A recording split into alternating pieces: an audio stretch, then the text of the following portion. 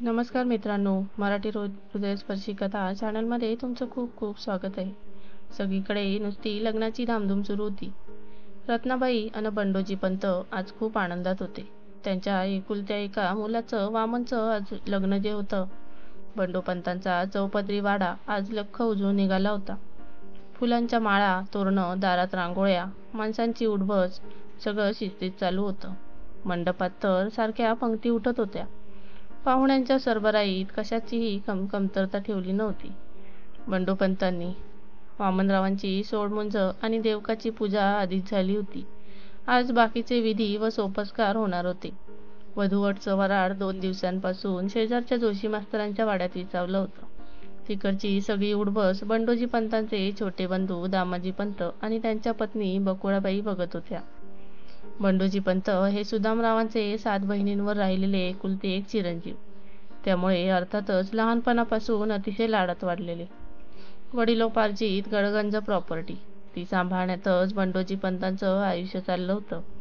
त्याला हातभार म्हणून साजेशी सून सुदामरावांनी त्यावेळी आणली होती.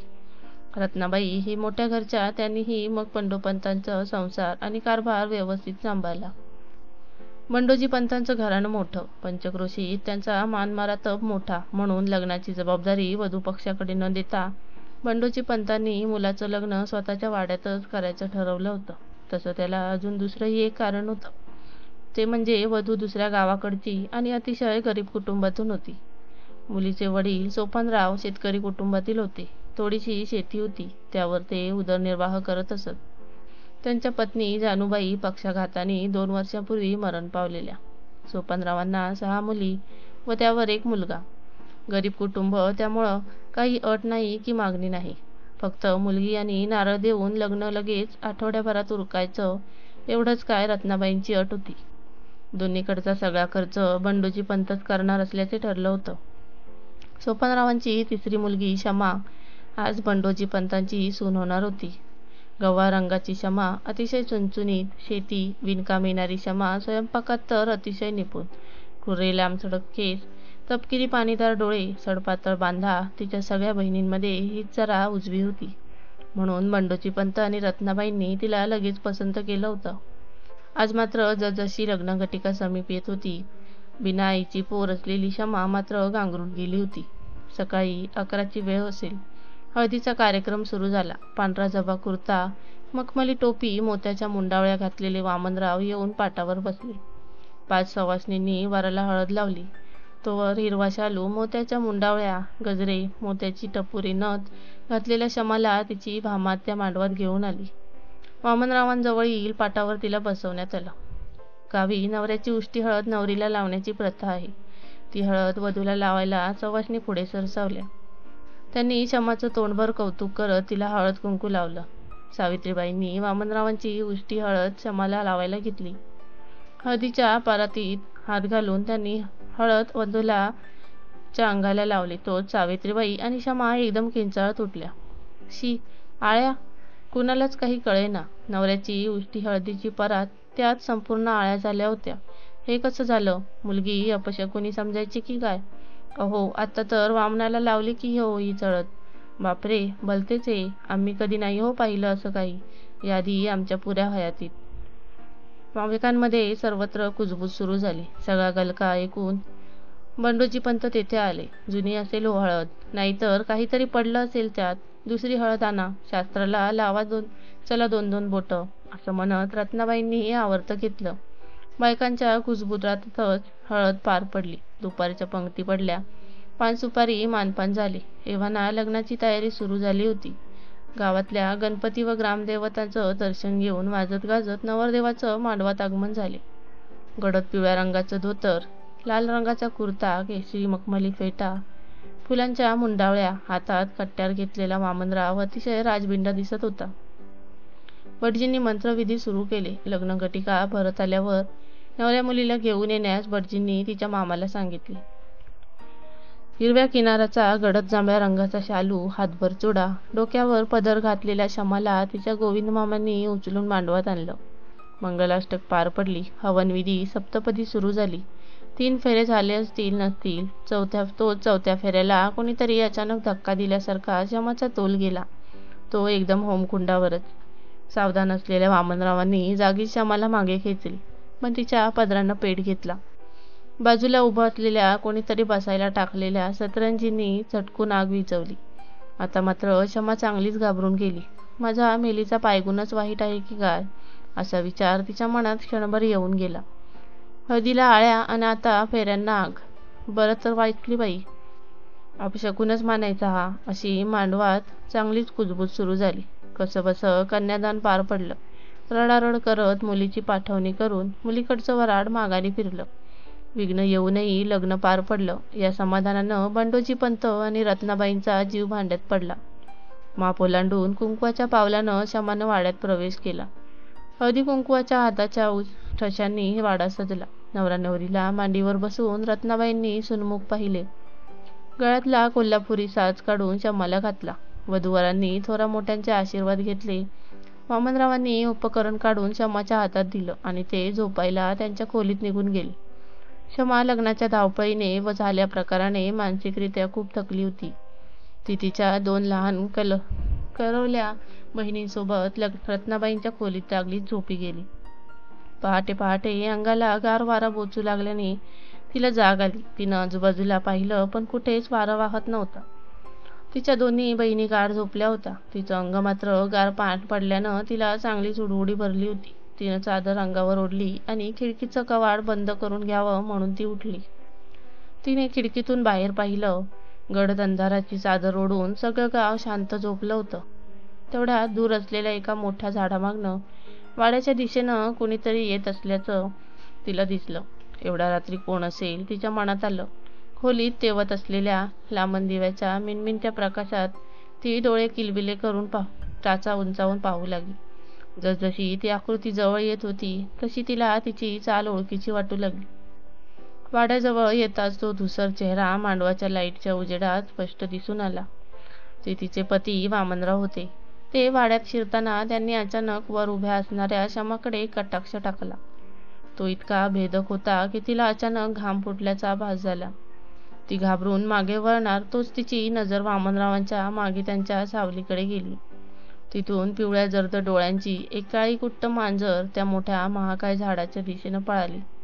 क्षमाला काहीच समजेना. घाबरलेली क्षमा तडक अंथरुणात शिरली. अहो क्षमाबाई, उठा आता, उन्हं वर आली. घराच्या सुनेनं एवढं वेळ का राहायचं अंथरुणात पडून? सत्यनारायणाची पूजा आज. बडजी येतच असतील. आवरा बिगी बिगी. सकाळी रत्नाबाई सासूबाईंच्या आवाजानं क्षमाला जाग आली. पटकन उठत तिने अंथरूण आवरले. स्नान करून पूजा आटोपून तिने सासू सासऱ्यांचे आशीर्वाद घेतले. सत्यनारायणाच्या पूजेला असलेली क्षमा वामनरावांच्या हाताला हात लावायलाही घाबरत होती. रात्रीची ती भेदक नजर आठवून तिला घाम फुटला. इकडे पूजेत मग्न झालेले वामनराव मात्र अतिशय शांत होते.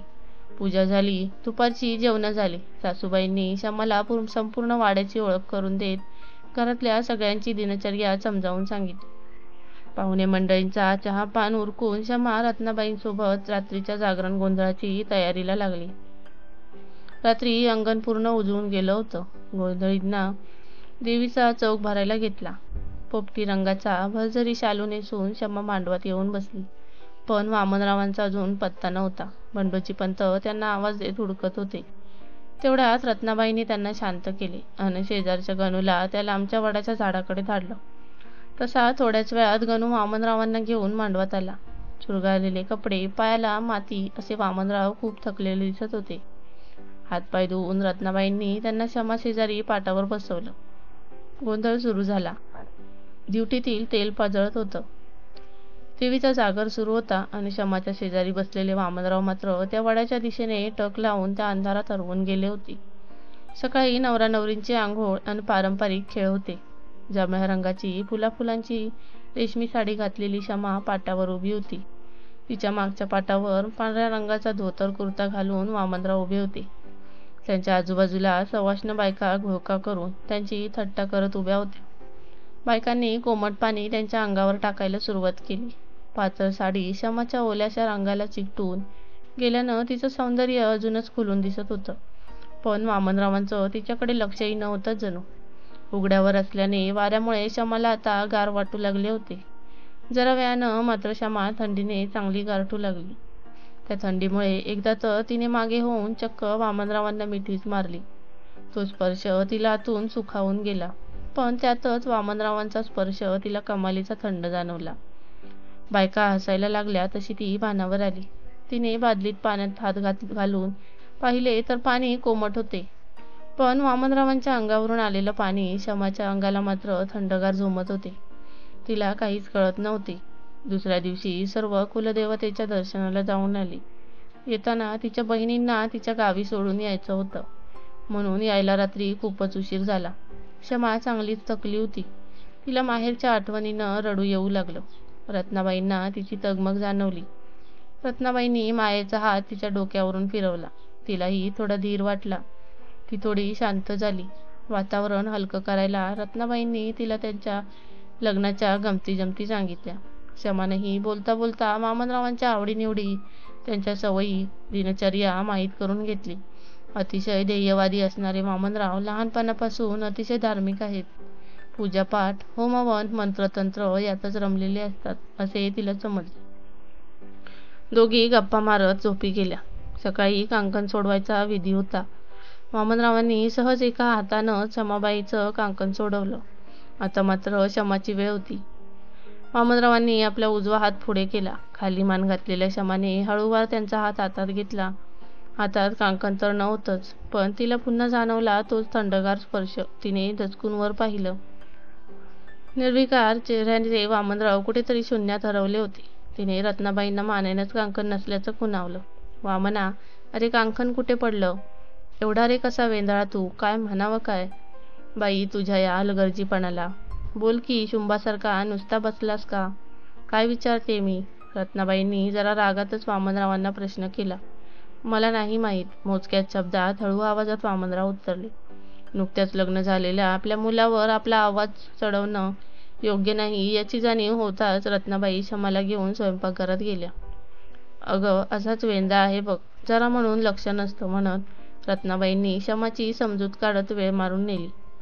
संध्याकाळ झाली, दिवाबत्ती झाली. रात्रीची जेवणं उरकली. शमाच्या नणंदबाई मंदाताई आणि तिच्या मैत्रिणी शमाचा साजशृंगार करत होत्या. आजपासून आमच्या वहिनीबाई वरच्या माडीवर हक्क गाजवणार म्हटलं. आवरा ग सख्यांनो पटापट. आमचे भाऊसाहेब वहिनींची आतुरतेने वाट पाहत असणार. त्यांना असं ताटकळत ठेवणं चांगलं नाही बरं. मंदाताई शमाची थट्टा करत म्हणाल्या. असं हो काय वंसव? शमा लाजत म्हणाली.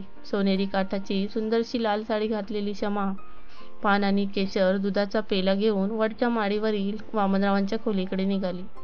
चालताना तिच्या पायातील पैजणांचा आवाज ते शांत वातावरण अजूनच मोहक बनवत होतं. तिने हळूच खोलीचं दार लोटलं.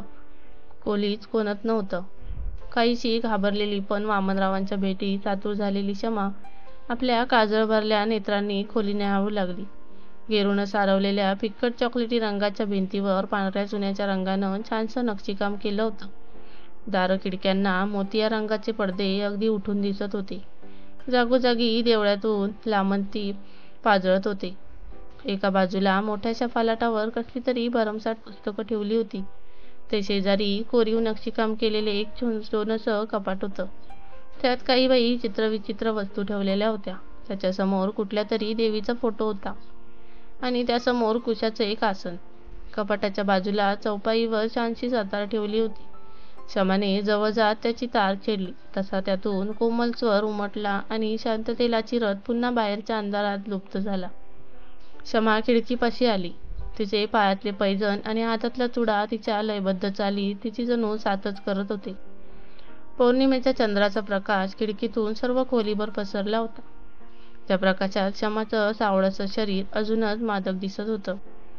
खिडकीतून येणारा मंद वारा तिची आतुरता वाढवू लागला होता. तिने केसात माळलेल्या मोगऱ्याचा मंद सुगंध तरवळत होता. या सगळ्यात हरवून गेलेल्या शमाच्या अचानक लक्षात आलं की तिने सोबत आणलेला केशर दुधाचा पेला किती वेळ गेला तरी ती तशीच हातात धरून होती. तिची पावलं आपसुकच पलंगाकडे वळलं. तसा तिच्या मनात एक खट्टा विचार आला. नेहमी नवऱ्याने उष्ट करून शिल्लक राहिलेलं दूधच का प्यायचं? आमच्या राज्यात असं नाही चालायचं. असं म्हणत म्हणताना मंदा हास्य तिच्या गाली उमटलं. कुणी आजूबाजूला तर नाही ना याचा कानोसा घेऊन तिने नथ बाजूला सारत केशर दुधाचा एक घोट घेऊन पेला पलंगाजवळच्या टेबलावर ठेवला. लग्न झालं असलं तरी वयानं लहान असलेली क्षमा अल्लडच होती खरी. अगदी खट्या खळखळणाऱ्या झाल्यासारखी. स्वच्छ, निखळ, निरागस रात्रीचा दुसरा प्रहर लोटू लागला होता. लग्नानंतरची दोघांची आज पहिली रात्र. तरी अजूनही वामनराव खोलीत आले नव्हते. आता मात्र दिवसभराच्या थकव्यामुळे तिला झोप येऊ लागली होती. डोळ्यावरची झोप घालवावी म्हणून ती खिडकीपाशी जाऊन उभी राहिली. तशी तिची नजर दूरवर दुसरशा दिसणाऱ्या त्या वडाच्या झाडाकडे गेली. काय आहे तिकडे हे बघावं तेव्हा तिकडे का जातात? आताही तिकडेच तर नसतील ना? या विचारात ती असतानाच मागून दाराची कुंडी लावल्याचा आवाज झाला. तिनं दचकून डोक्यावर पदर घेत मागे पाहिलं. दारात वामनराव उभे होते. अशी ती शहारली. वामनराव काहीतरी बोलतील असं वाटून ती मान खाली घालून पायाच्या नखानं जमीन करवडू लागली. तुम्ही झोपता नाही अजून? दमला असाल ना? आराम करा आता. माझी चिंता नको. मला ध्यानाला बसायचं आहे अजून. मी झोपेन जरा वेळानं, असं रुक्ष कोरड्या आवाजात म्हणत वामनरावांनी कुर्ता उतरवला. जानवं सरळ करत त्यांनी त्या कोपऱ्यातल्या देवीच्या फोटोसमोरील दिव्याची वात वर केली आणि त्यांच्या कुशाच्या आसनावर बैठकही मांडली. काही काळाच्या आतच सगळं घडलं होतं. तिला सावरायला वेळ देणंही वामनरावांचा गरजेचं वाटलं नसावं बहुधा. ती पलंगावर आडवी झाली खरी, पण तिच्या मनात मात्र प्रश्नांचं काहूर माजलं होतं. असं कसं करू शकतो हा माणूस? हे काय आहे? या भावनाशून्य माणसाशी माझं लग्न का लावून दिलंय घरच्यांनी? आणि जर लग्नच करायचं नव्हतं तर हा घाट घालायचं कशासाठी? का घरातल्यांसाठी जबरदस्तीने केलंय लग्न यांनी? यांच्या आयुष्यात दुसरं कोणी आहे का? काय समजू मी? कुणाला विचारू? किती वाईक वागणं याचं. मी काय करायचं? माझ्याकडून काही चुकलंय का? मग बोलावं ना तसं धडाधडा. हा विक्षिप्तपणा कशाला? रागाच्या भरात आपण नवऱ्याच्या एकेरी नावाने उल्लेख करतो आहे याचंही भान नव्हतं तिला. लग्नाच्या दिवसापासनं बघतेय मी. काहीतरी विचित्र घडतंय माझ्यासोबत. माझ्या आजूबाजूला एवढं नक्की. हे सर्व खरंच घडतंय का माझा भ्रम आहे? म्हणून तिने स्वतःच्या हाताला बारीकसा चिमटाही काढून पाहिला. तशी ती भानावर आली. वामनरावांच्या ध्यानाला बसलेल्या पाठमोऱ्या आकृतीकडे बघत तिने पलंगावर पाठ टेकवली. तेवढ्यात तिच्या धक्क्यानं केशर दुधाचा पेला खाली पडला. काय हो वहिनी, झाली का सांडलवर सुरू? अहो जरा झोपू द्या म्हणलं आमच्या दादासाहेबांना, खालच्या माडीवरनं मंदाताईंच्या थट्टेच्या स्वरात विचारलं. तसं क्षमाच्या डोळ्यातून टपटप आसवं गळू लागली. तशी हाताची कूस करत तिने आपला चेहरा झाकून घेतला. दिवसभर दमलेली आणि आत्ता बसलेल्या त्या मानसिक धक्क्याने ती रडतच झोपी गेली. सकाळी क्षमा लवकरच उठली तेव्हा वामनराव खाली कुंगडीवर निजलेले दिसले. तिनं त्यांच्याकडे पाहत मोठा सुस्कारा टाकला. त्यांच्या अंगावर गोधडी पांघरून ती आवरायला निघून गेली. सगळ्यांची न्याहारी झाली. काही पुरुष माणसं शेतावर आणि काही आपल्याला कामाला गेली सुद्धा. इकडची स्वारी नाही आली न्याहारीला. क्षमानं वत्सांना विचारलं. आता त्यांची जबाबदारी तुमची वहिनी साहेब. अगदी काकोटीला बांधून ठेवा म्हटलं. हसत हसत मंदाताई उत्तरल्या. रात्री झाल्या प्रकाराबद्दल काहीच कल्पना नसणाऱ्या मंदाताईंनी स्वयंपाकघरात वहिनीबाईंची चांगलीच चट्ट केली. नाईलाजास्तव क्षमाही शांत होती. काय आणि कसं सांगणार होती ती? वरवर हसत तिने वेळ मारून नेली. आजचा दिवसही असाच गेला. क्षमा आतुरतेनं वामनरावांशी बोलायला त्यांची वाट पाहत होती. दुपारी वामनराव मायाकडनं आले आणि न्याहारी करून लगोलग माघारी गेले. नवीन लग्न झालेला नवरा आपल्या बायकोसाठी गजरा आणतो, लुगडं आणतो, झालंच तर एखादा डाग आणतो. पण वामनराव येताना काय तर कोहळा घेऊन आले होते. जाताना रात्रीची पूजेची तयारी चोख करून ठेवा असं बोलून निघून गेले. एवढंच काय ते दोघांमध्ये झालेलं संभाषण. क्षमाला हे काही पटलं नव्हतं. मुळात कुणी आपल्या शयनकक्षात पूजा मांडून ध्यान करत असेल असं कधी तिच्या पाहण्यात नव्हतं. ती कमालीची अस्वस्थ होती. पण बोलणार कसं आणि कुणापाशी? तिला वाटलं होतं पूजा म्हणजे असेल काही संसार सुखाचा होण्यासाठी किंवा घराला हवा तसा वारस मिळावा म्हणून सांगितलं असेल कुठल्या भटजींनी. मोडता नको घालायला म्हणून तीही गप्प राहिली. वामनराव नदीवर सध्या आटोपून घरी आले ते ओल्यातनेच पूजेला बसले. खोलीत दरवाजा बंद होतं. मधूनच कसले तरी मंत्रांचे जोरात आवाज यायचे. क्षमानं शेवटी न राहून सासूबाईंना विचारलं. तू नको लक्ष देऊ, त्याचं नेहमीचंच आहे, असं म्हणत रत्नाबाईंनी विषय टाळल्याचं तिला जाणवलं. तिला वाटलं पूजेनंतर आज तरी वामनराव आपल्यासोबत प्रेमाने 2 गोष्टी करतील. तिनं पटापट स्वयंपाक व इतर कामं आटपून घेतली. सर्वांची जेवणं आटोपली तरी वरची स्वारी काही जेवायला आली नव्हती. बोलवायला न जाण्याची सासूबाईंची सक्त ताकीद. त्यामुळे शमा शांतच राहिली. सासूबाईंच्या आग्रहाखातर शमानंही त्यांच्यासोबत जेवून घेतलं.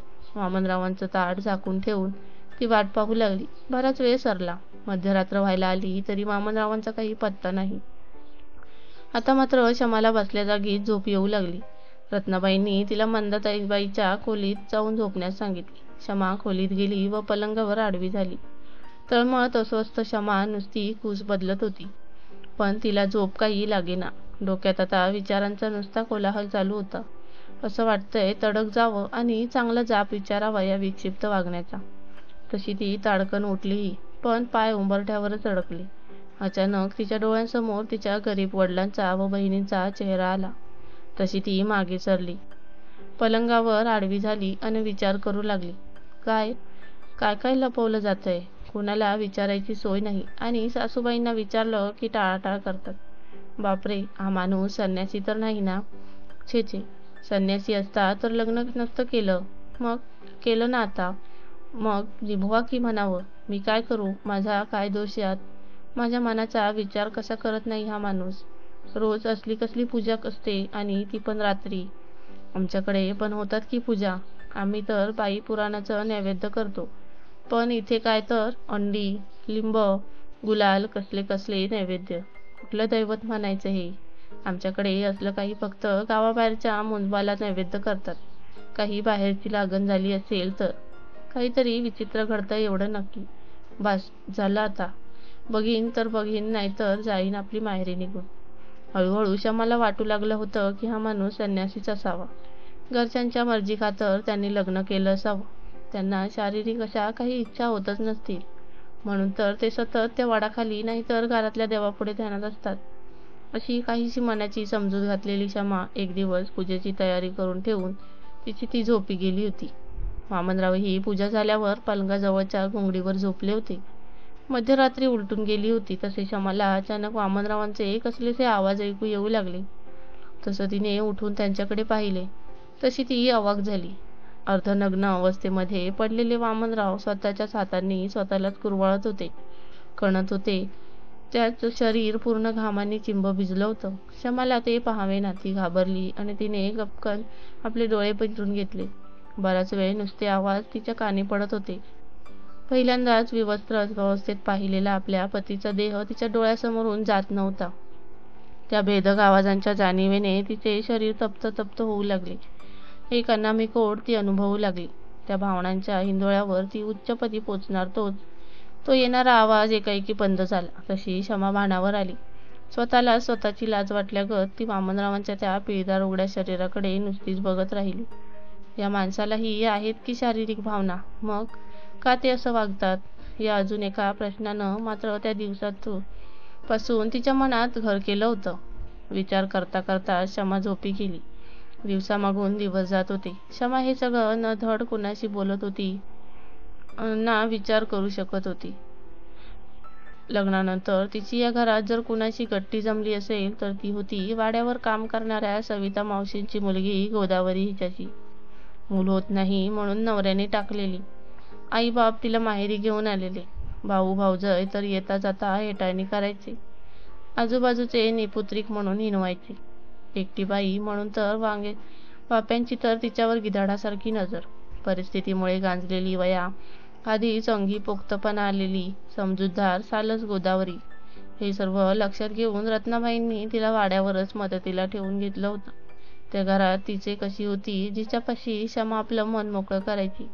कदाचित गोदावरी ज्या परिस्थितीतून गेली आहे म्हणून तिचा अनुभव मोठा असेल म्हणून, अथवा शमाला ती तिच्या बहिणीसारखीच वाटत असे म्हणून कदाचित शमाला ती खूप जवळची वाटत होती. शमापेक्षा 4-5 वर्षांनं मोठी असल्याने शमा आणि तिची चांगलीच मैत्री झाली होती. हळूहळू शमा ही तिच्यापाशी मन मोकळं करू लागली. बघता बघता शमाच्या लग्नाला 6 महिन्यांच्या वर काल उठला होता. असेच दिवसामागून दिवस जात होते आणि शमा मुकाट जे घडतंय ते सारं उघड्या डोळ्यांनी पाहत होती. आता तर यातून आपली सुटका नाही हे समजून स्वतःला होणारा त्रास कमी करण्यासाठी शमानंही जप तप पूजा अर्चा यात स्वतःला गुंतवून घेतलं होतं. पण तरीही अथक प्रयत्नानंतरही तिच्या शरीराचा होणारा दाह काही केल्या कमी होत नव्हता. नवऱ्याच्या प्रेमाला आणि शरीर सुखाला तरसलेली भर वयात असणारी शमा सुन्न होऊन जगत होती. तिनं मग मन कशातच लागत नव्हतं. दिवसेंदिवस तिची होणारी उलाढाल रत्नाबाईच्या नजरेतून सुटली नव्हती. या मानसिक तणावामुळे शमाच्या तब्येतीवरही आता परिणाम होऊ लागला होता. एकदा विहिरीवरून पाणी भरता भरता शमाला भोवळ आली. तशी शमा हंड्यासोबतच कोसळली. तसं रत्नाबाईंनी वाड्यातला गडी सोपानला रामदास वैदूंकडे धाडलं. रत्नाबाईंनी संगीता आणि सविता कवी शमाला खोलीत झोपवलं आणि त्या तिच्या उशाशी बसून राहिल्या. तशी त्या दोघींची कुजबूज त्यांच्या कानी पडली. काय चाललंय दोघांमध्ये? तसं जरा दाराडूनच त्याने विचारलं. अक्कासाहेब, पेढे वाटा म्हटलं. गोड बातमी आहे जणू. दोघी जवळजवळ एकाच स्वरात बोलल्या. अगं बाई, हा विचार तर आम्ही केलाच नाही. एकदम हर्षोल्लासाने रक्ताबाई उठल्या. संगीता, मीठ मोहरी आण. सविता, तू गोड बनव काहीतरी, असं म्हणत त्या देवाकडे धावल्या. देवाजवळ बसताच रत्नाबाईंच्या डोळ्यातून आनंदाश्रू वाहू लागले. आई, साळकाई, तूच पावलीस ग माझ्या नवसाला, असं म्हणत त्याने हळदी कुंकू देवाला अर्पण केलं. हातात देवाचा अंगारा घेऊन त्या शमापाशी आल्या. तिच्या कपाळी अंगारा लावत तिच्या तोंडावरून हात फिरवत त्या तिच्या जवळ बसल्या. तशी शमा शुद्धीवर आली. रत्नाबाईंनी तिला प्यायला पाणी दिलं. सवितानं आणलेल्या मीठ मोहरीनं तिची दृष्ट काढली. काय चाललंय हे? शमाला काहीच कळेना. शमा बाळा, खूप आनंदाची बातमी दिली हो तू आज. आता तू काही नाही करायचं नाहीस बघ. सगळं मी बघेन, तू फक्त आराम करायचाच. देवानं माझं गारणं ऐकलं बघ. मी आजी होणार. इवलीशी पावलं माझा पदर पकडून माझ्या मागं मागं धावणार बघ. आजी होण्याच्या नुसत्या विचारानंच अगदी फुलपाखरागत रत्नाबाई आनंदून गेल्या होत्या. आणि त्यात सविता आणि संगीता अजूनच पाखरण करत होत्या. त्यांच्या या शब्दांनी अवाक झालेली शमा त्या तिघींकडे नुसती पाहतच राहिली. तेवढ्यात डोक्याला मुंडासं पांढरं धोतर, कपनी घातलेल्या हातात आधाराला काठी आणि एक कापडाची पुरचुंडी अशासाठी 65च्या रामदास वैदूंना घेऊन सोपानाला खोलीत आला. त्यांनी शमाची नाडी परीक्षा केली. त्यांच्या पटव्यातून कसल्याशा 2-4 मुळ्या काढून त्याचे चाटण शमाला 4 दिवस रोज देण्यास सांगितले आणि रामदास वैदू जाण्यासाठी निघाले. तसं रत्नाबाईंनी त्यांना विटकलं. अहो वैदू बुवा, असंच कसं जाताय? आनंदाची बातमी तरी सांगा की. रामदास बुवांना काही समजेना. कसली बातमी? तुम्ही समजता तसं काही नाही अजून. अहो, पित्तदोष आहे हा. खाणं वेळेत नसणार बाईसाहेबांचं. उपवास तापास कमी करा जरा. पोटात अन्न नाही, मग पित्त वाढलं असणार अन अशक्तपणामुळे भोवळ आली असणार. काळजीचे कारण नाही हो, मात्र वेळेत द्या, होईल सगळं नीट. एवढं बोलून ते पायरी उतराही झाले. त्यांच्या पाठमोऱ्या वृद्ध आकृतीकडे पाहत रत्नाबाई खिन्न मनानं खाली बसल्या. सविता आणि संगीताही लगोलग खाली निघून गेल्या. रत्नाबाईंना आसवं गाळताना पाहून शमा त्यांच्याजवळ गेली. सासूबाई, तुम्ही समजता तसं काहीच नाही. मी सांगणारच होते, पण तुमच्या आनंदाच्या भारात मला काही बोलताच आलं नाही. त्यांचा हात हातात घेत शांतपणे शमा म्हणाली. का ग शमा, म्या नाही विचारलं आधी कधी, पर इतके दिवस झाले की ग तुमच्या लग्नाला. मग पोराचं का ग नाही घेतलं मनावर? शमाच्या दुखऱ्या भागावर जणू कोणी प्रहार केला तसा शमाचा गळा भरून आला. इतके दिवस दाबून ठेवलेली जखम जणू फुटून गळागळा वाहू लागली. कळवळून अन काहीशी रागावूनच ती म्हणाली. आई, तसं काही व्हायला माझ्यात अन ह्यांच्यात काही घडायला आता हवं ना. शमा रडत रडत रत्नाबाईंच्या मांडीवर पडली. लग्नानंतर आज पहिल्यांदा शमाच्या तोंडून आई शब्द ऐकणाऱ्या रत्नाबाईंना गहिवरून आले. बिना आईची पोर शमा आणि तिला जाणवणारी आईची उणीव ही प्रकर्षाने जाणवली. तिच्या या शब्दांनी रत्नाबाईंना जे समजायचं होतं ते समजलं, पण त्यांनाही सर्व सत्य माहीतच होते. त्यामुळे ती बोलते वामन बरोबर, तू नको काळजी करू, असं पोकळ आश्वासन देत रत्नाबाईंना तिच्या डोक्यावरून हात फिरवला खरा, पण आतून मात्र त्यांना त्यांचं मन खात होतं.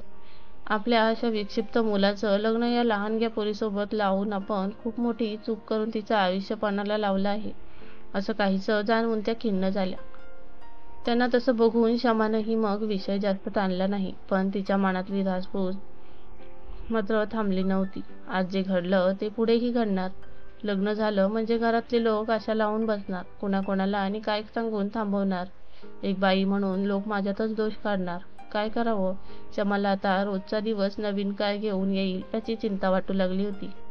कोणापाशी तरी मन मोकळं करावं, नाही तर आपल्यालाच वेळ लागेल असं काहीसं तिला जाणवून गेलं. दिवसामागून दिवस जात होते. शमा हे सगळं न धड कुणाशी बोलू शकत होती, न विचारू शकत होती. लग्नानंतर तिच्या या घरात कुणाशी गट्टी जमली असेल तर ती होती वाड्यावर काम करणाऱ्या सविता मावशींची मुलगी गोदावरी. तिच्याशी मूल होत नाही म्हणून नवऱ्याने टाकलेली. आई बाप तिला माहेरी घेऊन आलेले. भाऊ भावजय तर येता जाता हेटाळणी करायचे. आजूबाजूचे निपुत्रिक म्हणून हिणवायचे.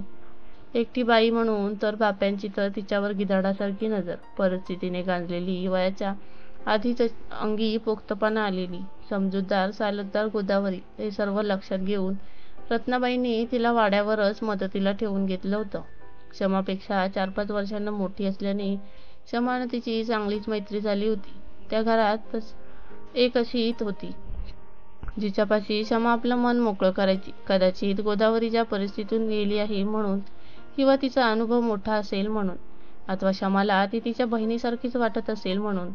कदाचित शमाला ती खूप जवळची वाटत होती. आषाढाचे दिवस होते. घरातल्यांनी कुलदेवताला नैवेद्य करायचा म्हणून जायचं ठरवलं. शमानं मात्र तब्येतीची कारणं देऊन जाण्याचं टाळलं आणि सोबत म्हणून गोदावरीलाही ठेवून घेतलं. सर्वजण देवाला गेलेले बघून शमाने गोदावरीला लग्नापासून तिच्याबरोबर घडलेली प्रत्येक घटना सविस्तर सांगू लागली. गोदाताई, तुम्हाला आठवतं, लग्नात फेऱ्यांच्या वेळी माझा तोल जाऊन मी हळकुंडावर पडणार होते. माझ्या लालूला आग लागली तेव्हा माझा तोल गेला नव्हता. मला कुणीतरी ढकलल्याचा मला जाणवलं होतं. बऱ्याचदा असं झालंय, विहिरीवरून पाणी भरून आणतानाही मला कुणीतरी ढकललं होतं. कोण माझ्या जीवावर उठलंय असं, आणि का? गोदाताई सांगा ना. हे तासनतास आमच्या खोलीत रोज रात्री कसली पूजा करत ध्यान लावून बसतात. बऱ्याचदा रात्री उठून पाहिलं तर ते खोलीत नसतात. वेशीकडच्या वडाकडनं येताना दिसतात. अंगावर कपडा नसतो. थकून अर्धमेले होऊन येतात, अंथरुणात पडतात. किळस येते बघून कसं तरी होतं. काय हे कुळ म्हणायचं. मला वाटायचं मी गरिबांना पसंत नाही म्हणून हे जवळ करत नाहीत. पण तसं पण नाही. दिवसभर नीट बोलतात, काळजी घेतात, उन्हं काही बोलत नाहीत. कसं वागणंच कळेना झालंय त्यांचं. मला वाटतं त्यांचं बाहेर कुठेतरी काही संबंध असणार लग्नाआधीपासून. मी म्हणते असू दे ना. मोठ्या लोकांची घराने घरात एक अंधारात एक अशीच चालत आली. घेतली असती मी सवत म्हणून आणि ठेवलेली असती तरी मान्यच करावं लागलं असतं की हो आपल्यासारख्या लग्नाच्या बायकांना. आणि मी तर म्हणते, जर आहे बाहेर काही तर मग माझ्याशी का म्हणून लग्न लावले? कुणी बळजबरी केली होती का यांच्यावर? गोदाताई आजवर कुणाला नाही बोलले, पण लग्न झाल्यापासून यांनी मला एकदाही स्पर्श केला नाही. दारुडा असता अन मारहाण करीत असता ते पण गोड मानून घेतलं असतं. त्या निमित्ताने दारूच्या नशेत का होईना स्पर्श तर केला असता. गोदाताई सांगा की हो, काय करू मी? माझ्याच्यानं नाही हो, रेटलं जात आहे अजून. असं म्हणत ताय मोकळून रडणाऱ्या शमानं गोदावरीला गच्च मिठी मारली. इतकं भयान शमा सोसत बसेल हे न समजलेली हरकून गेलेली गोदावरी तिच्या मिठीने भानावर आली. शमा वयाने लहानच असल्याने एखादी गोष्ट न मिळाल्यामुळे तिची होणारी घालमेल, तगमग, रागा गोदावरीला समजत होता. त्यात भर तारुण्यात असं लग्न झाल्यापासून जर एखाद्या स्त्रीला शरीर सुखच लाभत नसेल तर ती वेडीपिशी नाही होणार तर काय? शमाच्या या अवस्थेवर गोदावरीला काय बोलावे काहीच कळेना. रडणाऱ्या शमाच्या चेहऱ्याकडे ती नुसती अवाक होऊन पाहत राहिली. क्षणभर गोदावरीला वाटलं देखील की शमाची समजूत घालावी, पण समजूत काढण्यासारखं काहीच नव्हतं. यात शमाताईंची काहीच चूक नव्हती हे तिला माहीत होतं. काय करावं, काय बोलावं हेच सुचेना. तिने मनाशी काही ठरवून ती उठली. मोठा सुस्कारा सोडून शमाला मिठीतून बाजूला केलं. शमाला खाली बसवत तिला पाणी प्यायला देऊन थोडं शांत केलं. शमाताई, तुम्ही मला आजवर लई माया लावली, जीव लावला. आपल्या मोठ्या बहिणीप्रमाणे मला वागवलं सा. आज मी तुम्हाला सांगते खरं काय आहे ते. तुम्हाला हे सगळं सांगून कदाचित मी थोरल्या बाईसाहेबांचा सबूत मोडत आहे. पर मला तुमची ही अवस्था बघवनाजी. तुम्हासनी काय बी न सांगण्याची शपथ घेतली होती त्यांनी माझ्याकडनं. पर तुम्ही मला माझ्या लहान बहिणीप्रमाणे हातजी. तुमची तगमगात आल्या धरण्यानं म्या रोज बघते जी. वाड्यात लई काही बाई विपरीत घडतंय बघा. काय ते नक्की नाही सांगता यायचं मला, पण म्या ते स्वतः भोगलं आहे बघा तुमच्या आध. काय त्या सविस्तर सांगतो मी तुम्हासनी, पण तुम्ही मला त्यासाठी माफी करा जी. इतके दिवस म्या तुम्हासनी काय बीच नाही सांगितलं म्हणून, पर तशी शपथ घेतली होती माझ्याकडनं. करावं लागलं जी. माझ्या मागं पुढं कोण नाही मला सांभाळणारं. हे सगळं करणं भागच होतं मला. पोट्या पाण्यासाठी जिद्द राहण्यासाठी करावं लागलं, समजून घ्या जी. असं म्हणत गोदावरीने शमाचे पाय धरले. बोला गोदाताईनं, न घाबरता बोल. मला याचा उलगडा झालाच पाहिजे. बिनघोर बोल. शमानं गोदावरीला उठवत स्वतःच्या जवळ बसवलं. तशी गोदावरी तिची कहाणी सांगू लागली. मला मूल होत नाही म्हणून शान नवऱ्याने टाकलं. बा इकडं जीव घेऊन आला. पोटासाठी शेतावर काम करू लागले. नवऱ्याने सोडलेली एकली बाई म्हणून लई जण छेड काढायचे. बाप्याच ते. त्यांना बाळांत न होणारी बाई बायको म्हणून नाही चालत, पर निजायला चालती जी. दातोट खात हाताची मोठ आवळत ती बोलत होती. पुरुषांवर असणारा राग गोदावरीच्या चेहऱ्यावर स्पष्ट दिसत होता. एकदा नदीवर पाण्याला गेली होती, तेव्हा घरी येताना बोरी बाबळीच्या झाडांच्या बांधीत गावातल्या न्हाव्याचं नुकतंच मिसरूट फुगलेलं पोरगं काशा आणि त्याचा मित्र गजा यांनी मला अंगाखाली घेतलं जी. दोघं आडदांड. माझा काय बी निभाव नाही लागला त्यांच्यासमोर. त्या बोरी बाबळीच्या काट्यांनी अंग पार सोलपटून निघालो. म्या हा लुगडा परीस माझ्या आबरूच्या नुसत्या चिंद्रा झाल्या बघा. गुमान राहिले. फाटक्या लुगड्यानं घरी न येता माघारी फिरून नदीच गाठणार होते, पर रस्त्यात थोरल्या बाईसाहेबांनी हटकलं आणि माझा आवरलेला बांध फुटला त्यांच्यासमोर. त्यांनी तशीच घरी आणली. गड्याकरवी मायाला बापाला निरोप धाडला. त्याला बी आधीच जड झालेली होते म्या. सुंठी वाचून खोकला गेला त्याचा. तो विचारपूस कराया बी नाही आला कवा. तवा धरणं म्या इथंच आहे जी. थोरल्या बाईसाहेबांनी जीव वाचविला, मग त्यांचीच चाकरी करत राहिले म्या. लहान वयातच इतकं सारं सोसल्यामुळे गोदावरीच्या डोळ्यात न पाणी होतं न होतेही भाव. तिच्या बोलण्यात मात्र घृणा आणि लाचारी दिसत होती. खूप काही मनाविरुद्ध करत असल्याची भावना होती. क्षमा सुन्नपणे गोदावरीकडे बघत राहिली. गोदावरीच्या दुःखापुढे तिला क्षणभर स्वतःचं दुःख नगण्य वाटून गेलं. जरा वेळ खोलीत नीरव शांतता पसरली. बघता बघता जेवणाची वेळ झाली होती. सावित्रीबाईंनी पानं वाढली. क्षमानं विचारताच 2 घास कसेबसे पोटात ढकलले. वैरण घालायला गेलेल्या गोदावरीला बोलवायला तिनं गड्याकरवी निरोप धाडला आणि क्षमा माडीवरच्या वरच्या खोलीत पलकावर जरा आडवी झाली. तिचा डोळा लागतो न लागतो तोच गोदावरीनं खोलीबाहेर आवाज दिला. क्षमानं तिला आत यायला सांगितले, पण कसल्या तरी विचारानं गोदावरी उंबरठ्यावरच घुटमळत राहिली. काय झालं गोदाताई? अहो या की घरात, कोणीच नाही आपल्याशिवाय. क्षमानं तिला पुन्हा आवाज दिला. नाही ताईसाहेब, असं नाही जी. इथं समद हाय जी. आपण एकलं हाय हे जागृत आहे जी. खोलीतल्या त्या देवीच्या फोटोकडं हात दाखवत गोदावरी काही बाई बडबडतात आली. म्हणजे काय म्हणायचंय तुला? स्पष्ट बोल बघू. काय लपवलं जातंय माझ्याकडून? सांगते ताईसाहेब, म्या समज सांगते. मला जेव्हापासून या घरात आणली त्यामागं काहीतरी कारण होतं. ते मला नंतर समजलं. मी एकली, माझी दखल घेणारं दुसरं कोणी नाही हे बघूनच मला या घरात आणलं गेलं होतं. मी जेव्हा घरात आले तेव्हापासून थोरल्या बाईसाहेबांच्या म्हणण्याप्रमाणे म्या वागत होती. त्यांना न थोरल्या साहेबांना वाटायला लागलं होतं की धाकल्या धन्यासनी कसली तरी भूताची बाधा झाली असावी, नाहीतर कोणीतरी चेटूक केलं असावं. म्हणून धाकले धनी लग्नाला तयारच होत नव्हते. तुम्ही म्हणता तसं देवदेव पूजा ध्यानात बसणं, पिंपळाला जाणं हे काय नवं नाही जी. हे समज जुनंच आहे. यातनंच तर त्यांना बाहेर काढायचं होतं, म्हणूनच तुमचं लग्न लावलं.